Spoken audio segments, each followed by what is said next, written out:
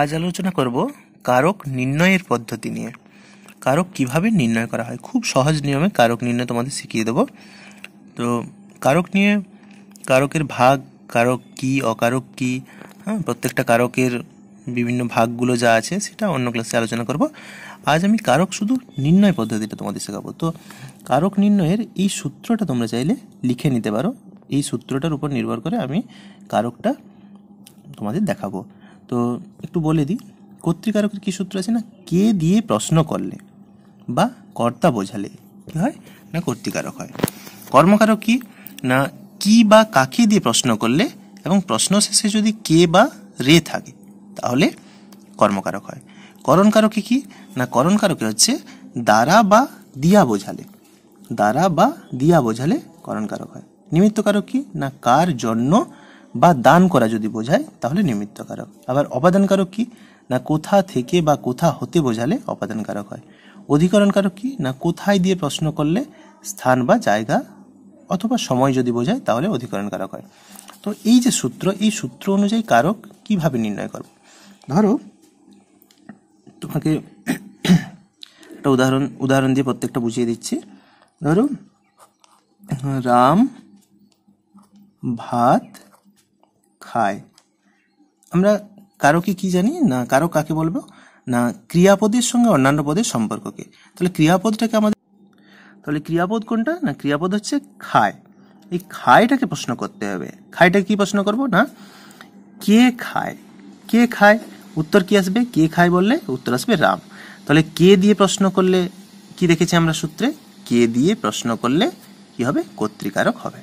তাহলে কে খায় না রাম খায়, তাহলে রামের নিচে যদি দাগ থাকে বা রাম যদি একটু মোটা করে অক্ষরটা থাকে তাহলে আমরা বুঝে যাব এটা কে খায় না রাম খায়। তাহলে কে দিয়ে প্রশ্ন করলে যেহেতু কর্তৃকারক হয় তাহলে রামটা কি কারক, রামটা কর্তৃকারক। আমি বিভক্তি নিয়ে এখানে বলছি না। আচ্ছা, এবার আসি, হয়তো ভাতের নিচে দাগ আছে, তাহলে ভাতটা কি কারক হবে না, রাম খায়। এখানে কি প্রশ্ন করা হবে না, কি খায়, রাম কি খায়। কি খায় না উত্তর আসবে ভাত খায়। কি দিয়ে প্রশ্ন করলে কি হয়, কি দিয়ে প্রশ্ন করলে কর্মকারক হয়। কি দিয়ে প্রশ্ন করলে কর্মকারক হয়। তাহলে রামটা হলো কর্তৃকারক, ভাতটা হলো কর্মকারক। এইবার যদি বলি রাম,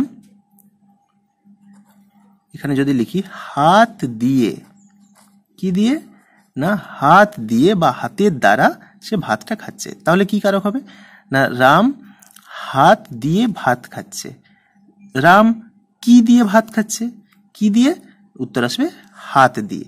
এবারে কি দিয়ে বা কার দ্বারা যদি বোঝায় তখন হয়ে যাবে সেটা কি, সেটা হয়ে যাবে করণ কারক। বোঝা গেল। তাহলে কে থাকলে হবে কর্তৃকারক, কি থাকলে হবে কর্মকারক, কি দিয়ে বা কার দ্বারা হলে হবে করণ কারক। এবার একটা উদাহরণ বলি, একটা কবিতার লাইন, তোমার জন্য, তোমার জন্য দাঁড়িয়ে আছি একলা হয়ে গলির কোণে। তারপরে লাইন, ভাবি এবার মুখ দেখাবো, মুখ ঢেকে যায় বিজ্ঞাপনে। যাই হোক, তো এখানে আছে তোমার জন্য, কি হবে কার জন্য দাঁড়িয়ে আছি একলা হয়ে গলির কোণে, না তোমার জন্য। এখানে কি আছে, কার জন্য যদি বোঝায় তাহলে কি হয়ে যায় নিমিত্তকারক। তাহলে এটা কি হবে, গলির কোণে দাঁড়িয়ে থাকা হয়েছে কার জন্য না তোমার জন্য, তাহলে কি হবে নিমিত্তকারক। আবার যদি দান করা বোঝায়, যদি দান করা বোঝায় তাহলেও কি হয় না, তাহলেও নিমিত্তকারক হয়। দান করা বলতে কি না, হয়তো ভিখারিকে ভিক্ষা দাও, ভিক্ষা যে দেওয়া হয়, ভিক্ষা দিয়ে কি আমরা সেই দান, ভিখারিকে ভিক্ষা দিয়ে বলি যে তোমার ঝোলা থেকে আমাকে এক গ্লাস চাল বের করে দাও, এটা তো বলি না। তাহলে দান কোনটা না, দান যেটা দেওয়ার পর তার বিনিময়ে কিছু চাওয়া হয় না, তার বিনিময়ে কিছু নেওয়া হয় না, সেটাকে দান বলে। তাহলে আমরা ভিখারিকে ভিক্ষা দাও, এটা হবে নিমিত্ত কারক। এবার আসি অপাদান কারক। অপাদান কারক কি না, গাছ থেকে, আচ্ছা এখানে লিখি রাম গাছ থেকে ফল পাড়লো, ফল পাড়লো। তাহলে ফল পাড়া কাজটা কি করলো, রাম করলো। কে থাকলে কি হতো, কর্তৃকারক হতো। এবারে ফল পাড়লো, কোথা থেকে ফল পাড়লো না গাছ থেকে ফল পাড়লো। প্রশ্নটা কি হবে? গাছ থেকে এটাকে তুলে দিলে প্রশ্নটা কি হবে? না কোথা থেকে। কোথা থেকে হলে কি হয়? কোথা থেকে হলে কি হয়? না কোথা থেকে হলে, কোথা থেকে বা কোথা হতে হলে কি হবে? অপাদান কারক হবে।